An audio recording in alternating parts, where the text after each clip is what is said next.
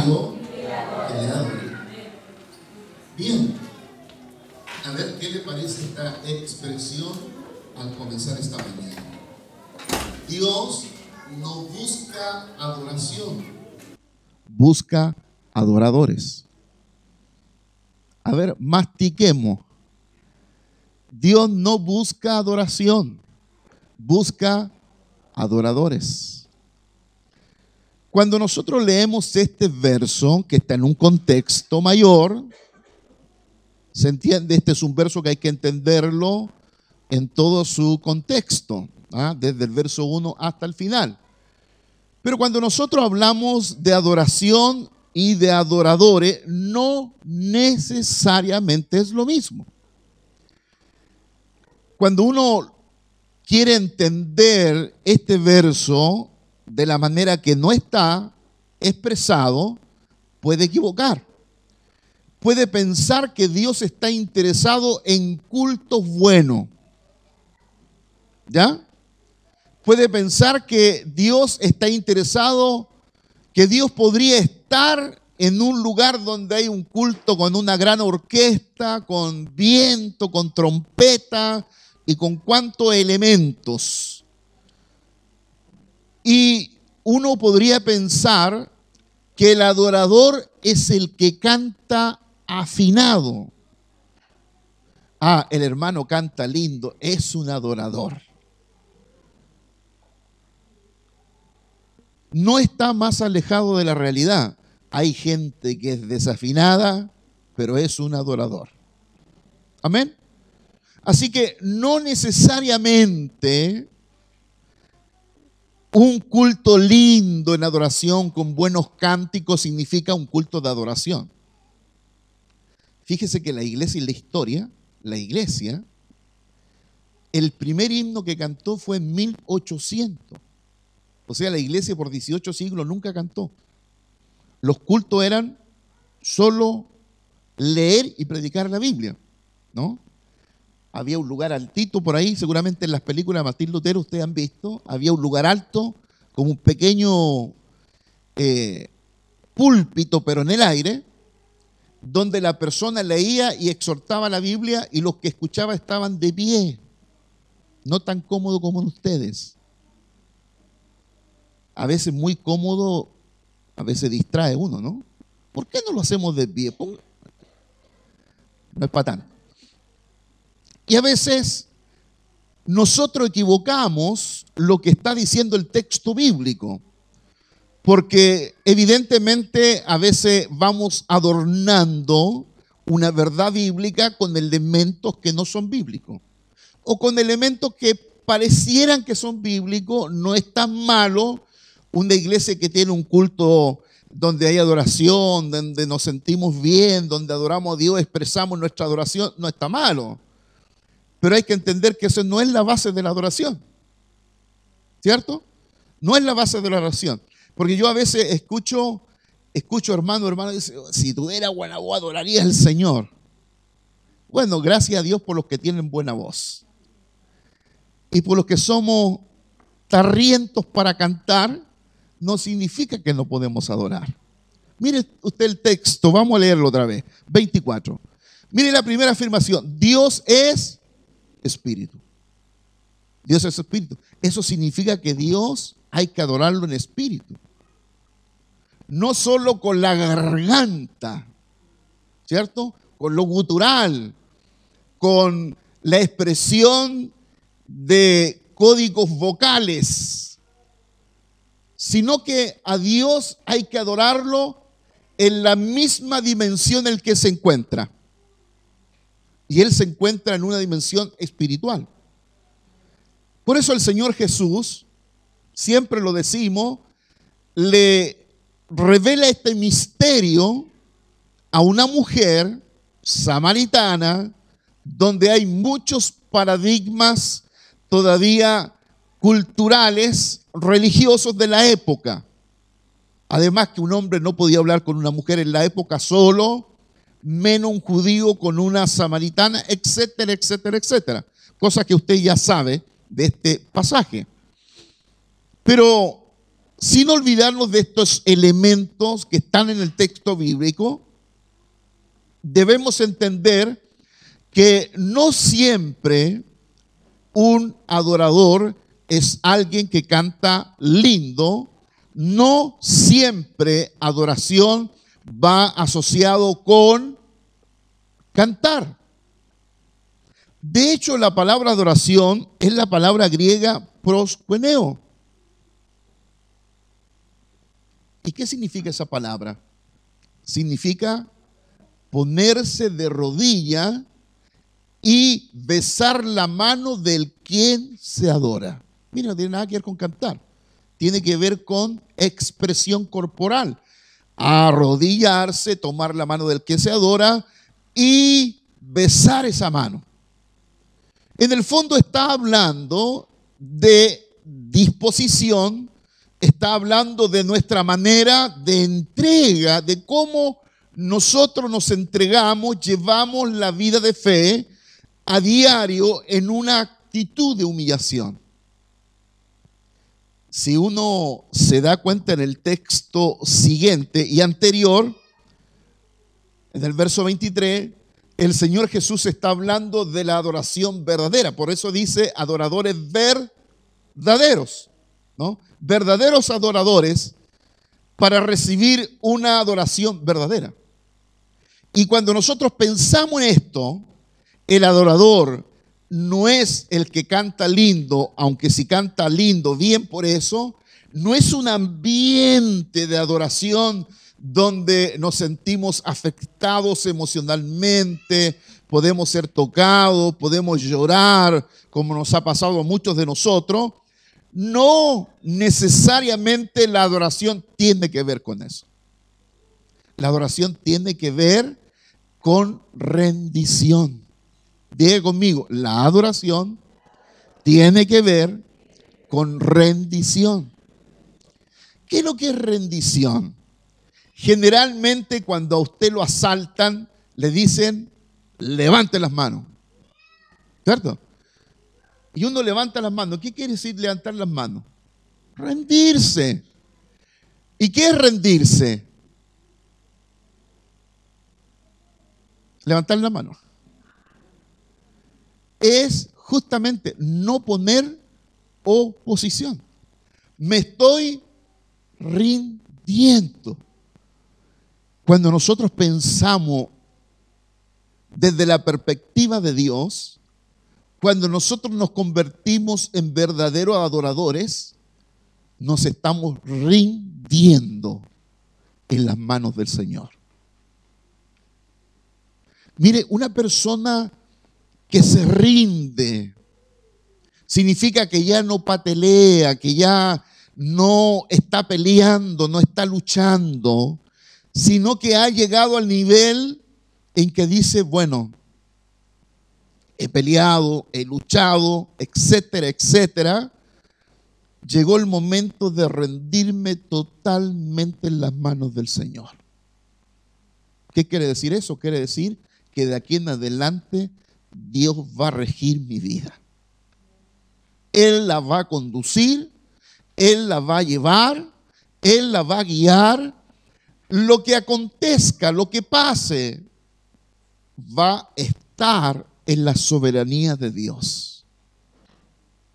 Esto no es fatalismo, no estoy diciendo dejarse rendir nomás en la mano del Señor para no hacer nada, no, de ninguna manera. La rendición, en los términos bíblicos, es una rendición dinámica. Me estoy rindiendo a Dios, pero a la vez estoy teniendo una actitud dinámica en la fe en Dios. Jesús dijo en el libro de Mateo, capítulo 11, dijo, creed en Dios. Si tuvieres la fe como de un grano de mostaza y dijeres a este monte, échate en el mar, y si creyeres y no dudares, el monte se echará, ¿cierto? Si pidieres creyendo, creed que lo recibiréis.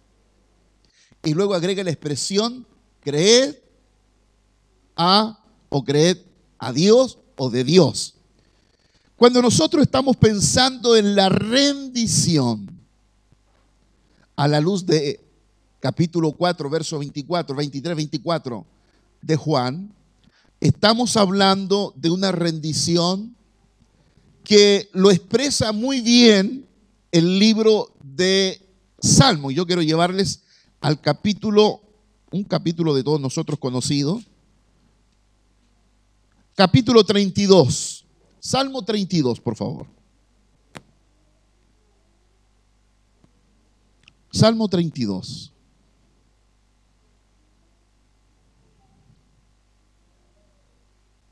Leo a la letra. Bienaventurado aquel cuya transgresión ha sido perdonada y cubierto su pecado. Bienaventurado el hombre o la mujer a quien Jehová no culpa de iniquidad y en cuyo espíritu no hay engaño. Mientras callé, se envejecieron mis huesos en mi gemir todo el día. Porque de día y de noche se agravó sobre mí tu mano y se volvió mi verdor en sequedades de verano.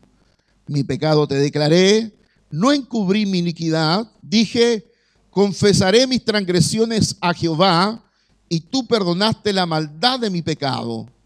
Por esto orará a ti todo santo en el tiempo en que puede ser hallado. Ciertamente en la inundación de muchas aguas no llegarán estas a él. Tú eres mi refugio, me guardarás de la angustia. Con cánticos de liberación me rodearás. Te haré entender y te enseñaré el camino que debes andar. Sobre ti fijaré mis ojos. Dejemos solo hasta ahí. Esto es rendición. ¿Sabe? Esto es rendición. A veces en nuestra vida de fe luchamos o tratamos de llevar adelante una lucha porque la vida de fe está representada por la lucha. ¿No? El capítulo 6 de Efesios, los últimos 10 versos de ese capítulo de 10 al 20, está hablando de tener la armadura espiritual. Hay que estar con la armadura espiritual porque hay una lucha, hay una batalla que uno pelea todos los días. Hay una batalla espiritual, sin duda que sí. Pero cuando nosotros hablamos de la rendición, de rendirnos totalmente, estamos hablando de poner a Dios en toda la perspectiva de nuestra vida. Generalmente, si uno pensara o comparara a un muchacho de 12, 13, 15 años, a alguien de 60, 70 años, ¿quién está más dispuesto a rendirse y a poner la vida, toda la vida en Dios? Sin duda que la persona mayor está en mayores condiciones de rendir a Dios porque ya va restando, no va sumando. Quizá el muchacho de 12 años, de 13 o la muchacha mira la vida, dice me queda toda la vida. Es una linda expresión, pero no es verdad. Porque también muchachos de 12 años mueren. ¿Ah? No mueren solo los de 80. Entonces, cuando nosotros pensamos en cómo ponemos nuestra vida, cómo depositamos nuestra vida, sin que sea una vida en el año tensionada, que esté el elemento, la enfermedad del siglo XXI, el estrés, que estemos angustiados, que estemos depresivos, que vivamos todos estos elementos que vive el ser humano en el siglo XXI, ¿será posible, pregunto, ¿será posible que uno pueda vivir un año sin estos elementos? Sin que participen estos elementos o estas patologías o estas enfermedades de nuestra vida. ¿Podremos pasar un año tranquilo dentro de las dificultades, dentro de las situaciones que enfrentamos todos los seres humanos, que enfrentan la sociedad, enfrente de aquello, en medio de aquello, en medio de esas tormentas, ¿podemos realmente vivir la calma? No deja de ser una pregunta para el día de hoy. ¿Sí? cuando está la figura, la imagen de esa barca que está en medio del lago, aumenta el viento, aumenta la lluvia, y los discípulos que van en la barca comienzan a inquietarse, pescadores avesados, tipos que han estado toda su vida trabajando en ese lago, conocían al pie de la letra el movimiento de la ola, etcétera, etcétera, y los pilla la tormenta en medio del mar. Hablamos no de principiantes, pescadores ya con la experiencia que tienen. Aún así, entraron en pánico. Entraron en pánico.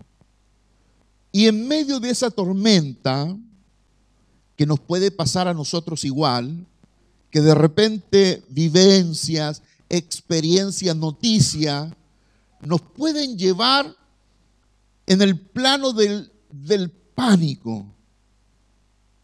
Fíjese que la enfermedad más famosa hoy día psiquiátrica es el pánico. Alguien conversa con él, ¿dónde estuve en el psiquiatra? ¿Qué dijeron? Tengo pánico. ¿Qué significará? Asustado permanente. No sé, pero mire, ese relato que le estoy narrando, podríamos mirarlo desde el punto de vista de la psicología y decir, los discípulos entraron en pánico. Ellos están viviendo la experiencia de estar en un barco en medio de un lago inmenso y grande, donde se producían tormentas que generalmente hundían los botes o los barcos, y la gente moría. Era común en el tiempo de Jesús aquello. Y eso me hace pensar que a veces, durante el año, nosotros entramos a veces en ese estado de pánico. Es un estado de inseguridad, fruto de la experiencia, de la vivencia, fruto a veces de situaciones personales, laborales, de salud, etc. Uno tiene la tendencia a entrar en ese pánico. Pero cuando nosotros miramos ese relato que está en Mateo y vemos al Señor caminando en las aguas, y estos avesados pescadores escuchan de parte del Señor, no temáis. No temáis. ¿Qué calma el pánico? Escuchar a Dios. Sí, usted me puede decir, yo fui a terapia, me ayudaron sin duda, todo lo que esté para superar algo es bueno, ¿cierto? Pero si hay algo que nosotros miramos las Escrituras una y otra vez, la gente que ha entrado en pánico por cualquier cosa, algo que se produce en sí mismo, está haciendo parte de una situación que ha ocurrido familiar, lo que sea, que lo pueda uno estar arrastrando, sacando de la línea de seguridad, de la línea donde hay que permanecer sí o sí, como sea. En esa línea de seguridad, confiando en la promesa del Señor. Y cuando entras en ese estado, tú necesitas escuchar al Señor, no temas. No temas. Es que estando con el Señor, ¿podremos temer a algo? Sin el Señor a veces hay mucho que temer, ¿no? Porque uno sabe que viene mañana o pasado, qué pasará este año. Pero cuando tú escuchas al Señor, y no necesitas escuchar bajando la escalera la voz del Señor, la estás escuchando ahora que te la estoy diciendo. Mire, ante esa situación o esa decisión que has comenzado a tomar este año, o la situación que estás comenzando a vivir, tú necesitas escuchar del Señor, no temas. No entres en el desespero. Porque cuando entramos en el desespero, estamos entrando en territorio del enemigo. El territorio del enemigo es el territorio de la incredulidad, de la falta de rendición y de la preocupación. ¿Por qué el enemigo a veces quiere entrar a preocuparnos, porque sabe que de esa manera tratamos de entrar al terreno de Él. Y el único lugar donde muchas veces el enemigo nos gana es en su terreno. Cuando Él entra al terreno nuestro, al terreno de la promesa, de la seguridad, al terreno de la luz, no tiene ni una posibilidad con nosotros. Por eso el consejo paulino es: no le demos lugar ¿a quién? Al diablo, porque el diablo divide. De ahí viene la palabra, di en la preposición para dos, para dividir. Y Satanás o el diablo va a dividir tu confianza en Dios. La línea es muy delgada. Tu confianza, tu seguridad en Dios de la inseguridad, del terreno del pánico, de la desconfianza. Y en ese terreno el enemigo es un especialista. Allí es donde nosotros no tenemos que ir, tenemos que mantenernos en ese terreno. Mire el verso 7 del Salmo 32. Tú eres mi refugio. Tú eres mi refugio. Me guardarás de la angustia. Con cánticos de liberación me rodeará. ¿Qué dice el libro de Santiago? El que está alegre, cante alabanzas. El que está triste, haga oración. ¿Cierto? El que está triste por algo, una noticia, una situación familiar, ore. Hay dos decisiones que nosotros debemos tomar o tomamos al frente de una situación. Una, nos desesperamos con la situación, con la noticia, u oramos. ¿Cuál de las dos vamos a tomar? Es una decisión nuestra. Nosotros decidimos. Yo les recomiendo que tome la decisión de orar. ¿Sí? Que tome la decisión de orar. Es mejor orar que desesperar. Porque cuando nosotros oramos, estamos entrando al terreno de lo sobrenatural, al terreno donde todo puede pasar. Así lo decíamos en el culto de la mañana. Entramos al terreno de lo sobrenatural.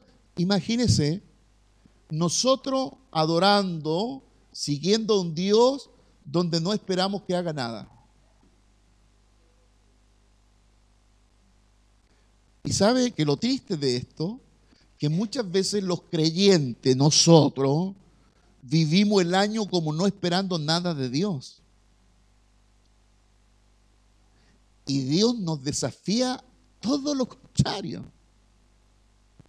Dios quiere que llevemos la vida de fe esperando cosas tremendas que Él puede hacer. Él puede intervenir en una tormenta de la vida y escuchar la voz, no temas. O como yo he escuchado a veces esa voz diciéndome, tranquilo. En la expresión para mí del Señor, tranquilo. Cuando yo escucho esa expresión tranquilo, me quedo tranquilo.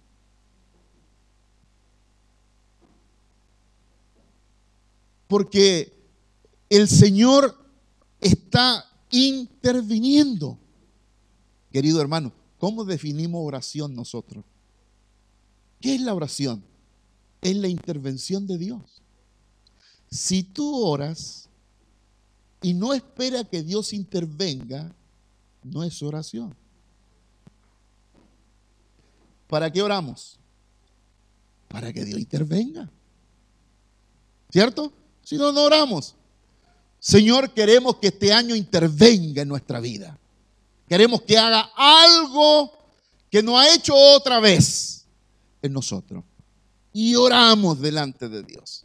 Mantenemos esa oración, a veces larga, otras veces corta, otras veces nos acordamos en el bus o manejando, Señor interviene. Mire, orar es esperar la intervención de Dios. Cuando yo pido, Señor, interviene, estoy orando, ¿o no?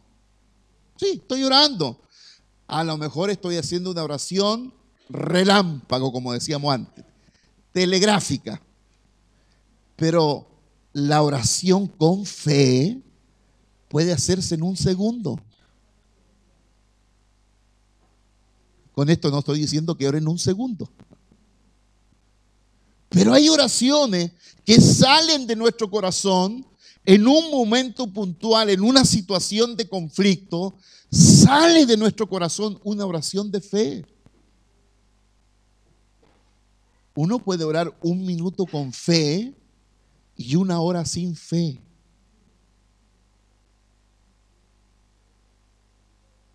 La clave de la oración está en depender en las promesas de Dios.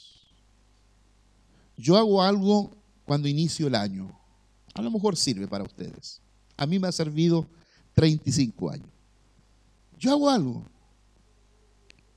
Y busco en la oración y en la Biblia 2 o 3 versos de la Biblia que van a ser de alguna manera un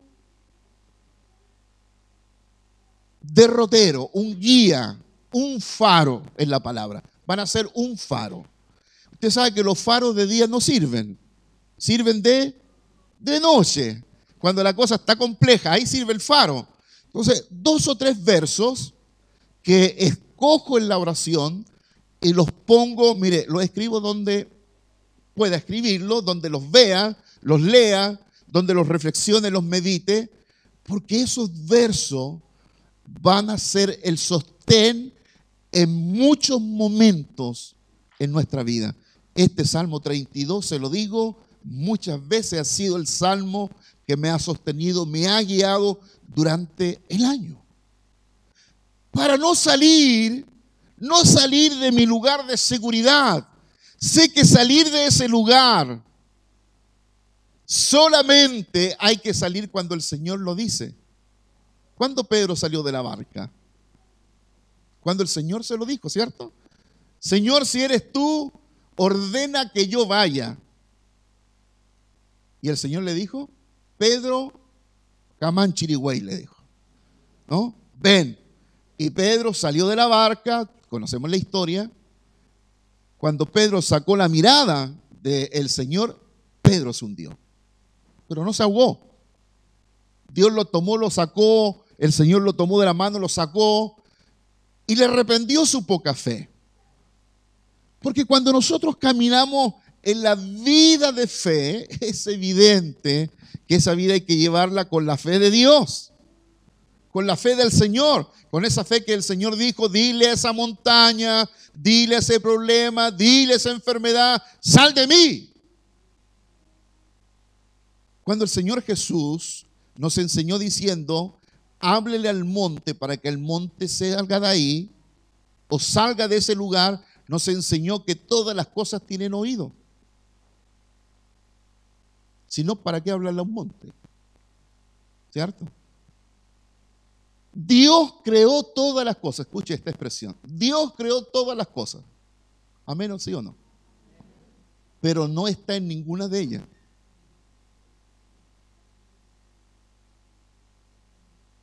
¿Sí? Dios creó todas las cosas, pero no está en ninguna de ellas. Pero nos ha dado autoridad a nosotros, co-creadores con Cristo, lo dice Pablo, Romanos, somos co-creadores con el Señor, nos ha dado la autoridad a nosotros para alterar las cosas creadas. O sea, tenemos autoridad para alterar las cosas que Dios ha creado. Esas cosas, como fueron hechas con la palabra y con la fe, no puede ser alterada de otra manera, sino con la palabra y la fe. Entonces yo digo, si el Señor nos enseñó a decirle, hablarle al monte, luego Dios le dice a Moisés, háblale a la roca, háblale a la roca. Moisés la golpeó, eso no fue lo que Dios dijo. Dios le dijo que le hablara a la roca. Entonces las rocas tienen oído, los montes también escuchan, los problemas escuchan, las enfermedades escuchan, todo escucha. Entonces hay que hablarle. Los espíritus demoníacos escuchan. Jesús los reprendía y los echaba afuera. Las enfermedades escuchan. El Señor le hablaba y las echaba afuera, llevándonos en una dimensión espiritual, ya no quedándonos en este plano natural, dando un paso más allá. ¿Por qué? Porque Dios es espíritu. Dios es espíritu y los que le adoran es necesario que lo hagan en espíritu y en verdad. Queridos, los que adoran en espíritu y en verdad no significa los que cantan. No sé si yo he tenido ese paradigma toda mi vida o ustedes no lo tienen, pero generalmente la gente la palabra adoración la asocia con cantar. Y en la Biblia no tiene nada que ver una cosa con la otra. Hay gente que adoró y nunca cantó nada. Y hay gente que adora y canta, se involucra en ambas cosas, pero no es una de la otra. Son independientes, una de ellas. Por lo tanto, cuando nosotros nos convertimos en verdaderos adoradores, porque eso es lo que busca el Padre, no busca cantantes, busca adoradores. Y ya dijimos que un adorador está representado por alguien que se rinde totalmente. Yo a veces pienso en la rendición total es cuando uno dice, Señor, mire, he hecho todo, consultado todo, no tengo más que hacer. Estoy en tus manos. Tú decides mi vida. Si me vas a prolongar los años de vida, me los vas a quitar, es cosa tuya. Estoy rendido en tus manos. Y la verdad de las cosas es que cuando nosotros nos rendimos en la totalidad a Dios, mire, las cosas que tenían importancia comienzan a perderla. Porque a veces lo que te importa a ti no es lo que le importa a Dios. A veces lo que toleramos nosotros no es lo que Dios tolera. Ponemos el punto, ponemos la atención en cosas que a Dios no le interesan nomás. Entonces, cuando nosotros nos asentamos, nos afirmamos, ponemos el fundamento en las promesas de Dios, en lo que Dios dice de nosotros, y afirmamos un año que inicia como este año, que lo iniciamos en la palabra, lo afirmamos en un texto bíblico, en un pasaje, un salmo, un capítulo, lo que usted quiera, para afirmar, para cuando pasamos esa etapa, volvimos al Salmo 32, lo volvemos a leer, a releer y a contraleer, a volver a tener la inspiración de Dios, de que este salmo está hablando que cuando Dios es nuestro refugio, ¿qué vamos a temer? No vamos a entrar en pánico. No. Vamos a confiar plenamente en el Señor. Vamos a desafiarnos a confiar plenamente en Dios. El adorador es alguien que se rinde a Dios. Que se rinde, que vive una vida de humillación delante de Dios, que tiene la actitud humilde de reconocer que todo depende de Dios. Me gusta esa expresión que dice, la limitación humana es la posibilidad divina. Cuando llegamos al límite, muchas veces es el momento para que Dios obre, para que Dios actúe, Dios haga algo. Y yo creo que cuando comenzamos a vivir este año, es imposible vivirlo no esperando que Dios haga algo grande en nosotros. Como comunidad, como iglesia, pero también como individuo, también como persona. Yo no sé si ustedes tienen la costumbre, pero yo lo tengo. Anoto. Escribo lo que yo espero este año que el Señor va a obrar. Y en los cuatro planos, en lo intelectual, en lo espiritual, en lo social, etc. Metas de las que muchas veces le hablo a ustedes, metas. Cuando nosotros llevamos la vida de fe con expectación, con expectativa, entonces comenzamos a conocer y a ver a Dios en una dimensión totalmente diferente. Es como llegar al culto esta mañana sin ninguna expectativa. ¿Tú esperas que algo haga Dios hoy día en ti? ¿Saliste con esa expectación? Señor, voy a adorarte, voy a rendir el culto a ti. Señor, haz esto en mi vida. Mire, si nosotros no rendimos un culto así, esto es como pagar manda. Aún el que paga manda tiene más expectativa. ¿Sí o no? Pero nosotros no rendimos el culto religioso, rendimos el culto en el espíritu, espiritual. Y esto requiere la expectación, tener esa expectativa de lo que Dios va a hacer hoy día, de lo que Dios va a hacer durante este año. ¿Usted espera algo que Dios haga este año? ¿Espera? ¿Lo ha escrito? Hágalo. Póngalo en la agenda, póngalo en las cosas que permanentemente usted lee. Póngalo en el espejo si pasa buen tiempo orando ahí. Hágalo. Obedezcamos el mandamiento, comamos del mandamiento de Deuteronomio 6 que dice, y las recordarás, las escribirás en las paredes, en las puertas, en las manos, las recordarás cuando vas caminando, se le enseñará a los pequeños. Apliquemos ese principio, que es un mandamiento de Dios, de estar recordando permanentemente. Mire, si no tienes expectativas en Dios, entiendo que tu fe vaya cayendo. Porque la fe es expectativa. Y cuando nosotros, queridos, nuestra fe decae nuestra expectativa, comenzamos a llevar la vida de fe con una fe que se llama fe mental. Y esa fe mental no da para tanto. Porque la fe es de Dios, no de la mente. Para el que cree, dijo el Señor, todo le es posible, aunque le estén diciendo por todos lados que es imposible. Pero usted tiene que creer lo que Dios dice, ¿cierto? Si usted cree, todo le es posible. ¿Y qué es lo que usted quiere que sea posible para su vida? Este año, la familia, los hijos, ¿qué espera de Dios?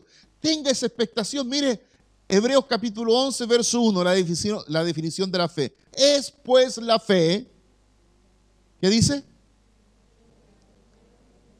La certeza de lo que se espera, la convicción de lo que no se ve.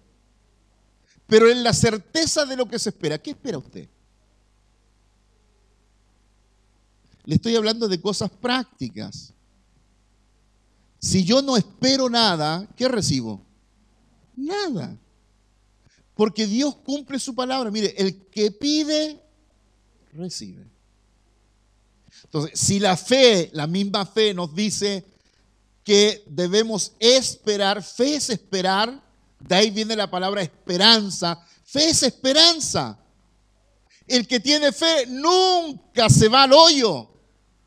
Aunque le den la noticia, pero más mala, la fe que tiene lo hace tener esperanza. Porque el que promete es Dios. Y Dios no es hombre para que no cumpla. Él cumple. Por lo tanto, nuestras promesas, nuestra vida puesta en las promesas, puesta en la gracia de Dios, puesta en la palabra del Señor, saldremos adelante. No hay noticia que te pueda producir pánico si tú estás confiando en el Señor. Estás confiando en el Señor, tienes la seguridad en el Señor, las noticias van y vienen. Pero Dios interviene. Pide que el Señor intervenga. Pide que el Señor intervenga. Tú necesitas este año conocer a Dios en otra dimensión. En la dimensión de lo sobrenatural. A veces nosotros vivimos la vida de fe con cositas pequeñas. Con pequeñas cosas que vienen de la fe. Tú necesitas ver las cosas grandes. Amén. Necesitas ver las cosas grandes de Dios. Termino con el Salmo 126, que puede ser un salmo para ti este año también. Un salmo que te anime, que te haga tener la fe puesta en el Señor, sin fluctuar, sin caer. 120, ¿cuánto dije? 126.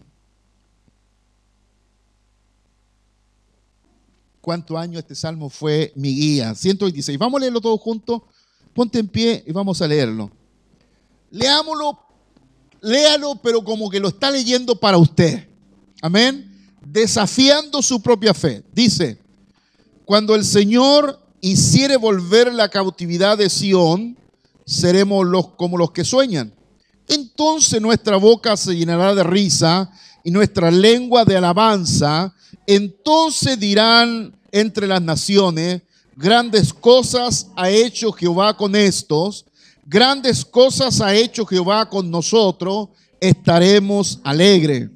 Haz volver nuestra cautividad, oh Jehová, como los arroyos del Neguet. Los que sembraron con lágrimas, con regocijo segarán. Irán andando y llorando el que lleva la preciosa semilla, mas volverá a venir con regocijo, trayendo la gavilla. Seremos como los que sueñan. Amén. Seremos como los que sueñan. Entonces nuestra boca se llenará de risa, nuestra lengua de alabanza. Querido, que este año tu lengua esté lleno de alabanza. No seas negativo. No seas pesimista. Habla la alabanza del Señor, que tu boca esté lleno de alabanza. Mire, ni hable con este hermano porque solo negativo. Y nuestra lengua de alabanza, entonces dirán entre las naciones: grandes cosas ha hecho Jehová con esto, grandes cosas ha hecho Jehová con nosotros. Estaremos ante el mal tiempo, una buena cara. Ante una mala noticia, una buena cara. Está alegre. No dejes que nada te quite la alegría y el gozo del Señor. Porque todas las situaciones, cualquiera que éstas sean, ya el Señor las tiene bajo control.